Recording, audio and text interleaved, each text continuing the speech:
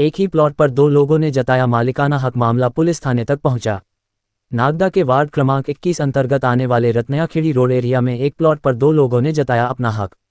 Nagda police ने रुकवाया कार्य। मिली जानकारी के अनुसार नागदा निवासी ईश्वरलाल शर्मा ने 2023 में एक प्लॉट खरीदा था। इस प्लॉट के वर्तमान मालिक ने जब निर्माण कार्य शुरू किया तो शंकरलाल यादव नामक व्यक्ति ने आपत्ति ली और फिर दोनों पक्ष मंडी थाने पहुंचे। इस मामले में जब हमने शंकर यादव से उनका पक्ष जानने की कोशिश की तो उन्होंने कहा कि मेरे ऊपर लगाए गए आरोप बेबुनियाद है। आइए विस्तार से बताते हैं आपको पूरा मामला क्या है। आप बने रहिए खबर बिंदास भारत के साथ। पहले आपका नाम बताइए, क्या नाम है आपका और क्या विवाद है और कहाँ का है मामला? मेरा नाम ईश्वरलाल शर्मा है। मैं बालिया कला नागदा रहता हूँ। जो एक प्लाट मैंने रत्नयाखेड़ी रोड पर मेरे बेटे के नाम से ख़रीदा था, उस प्लाट का कब्जा शंकर लाल यादव, जो एक राजनीतिक प्रेशर के दबाव तले मुझे धमकाया गया, डराया गया है। उस प्लाट में एक आवेदन में आप एसपी साहब, टीआई साहब दोनों को दिया है और उक्त कौन सी 145 के अंतर्गत उन्होंने कार्रवाई करी थी। मेरे बेटे को तो बुला लिया है उन्होंने, लेकिन जो उषा जिसका प्लाट 2015 में ख़रीदा था, उस उषा बघेल को उन्होंने नहीं बुलाया गया है। तो मैं ये कहना चाहता हूँ मेरे उक्त प्लाट इसका कोई निराकरण हो। और 2023 में ख़रीदा था और मेरा बोर्ड भी लगा हुआ है वहाँ पे।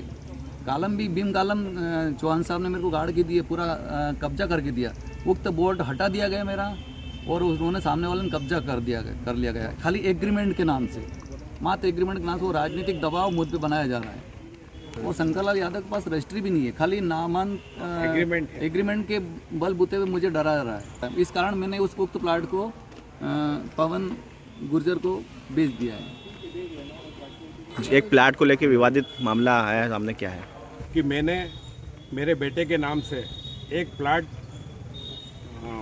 रत्नयाखेड़ी रोड के अंदर ख़रीदा था 2022 में, और एक साल रखने के बाद उस प्लाट को मैंने ईश्वरलाल जी शर्मा के पुत्र अनुज शर्मा को सेल किया, क्योंकि उसके पहले की 4 लिंक रजिस्ट्रियाँ मेरे पास है, नामांतरण है, डाइवर्शन है, तमाम चीज़ें मेरे पास थी। जिन लोगों से मैंने प्लाट लिया था उन लोगों से सारी लिंक रजिस्ट्रियाँ ली, क्योंकि जिस ज़मीन पर वो प्लाट काटे गए थे वो दीपक गुजर की पिता की और उनके परिवार की ज़मीन थी। दीपक गुजर और उनके परिवार वालों ने उस कॉलोनी को काटा था और दीपक गुजर के परिवार ने ही मेरे पूर्व जिन लोगों ने प्लाट लिया था उन्हें रजिस्ट्रियाँ की है। साथ में जिन लोगों ने प्रॉपर्टी ब्रोकर जो बीच में दलाल थे, उन दलालों ने भी जो प्लाट जिन लोगों को बताए गए थे उसी प्लाट के ऊपर उन्होंने कब्जा दिया, और जब मैंने लिया तो उन्हीं दलालों ने मुझे वहाँ पर जाके कब्जा दिया और उसी प्लाट का मैंने नामांतरण करवाया अब मेरे बेटे के नाम से, उसका डाइवर्शन करवाया और साल भर रखने के बाद अनुज शर्मा पिता ईश्वरलाल शर्मा को मैंने बेचा।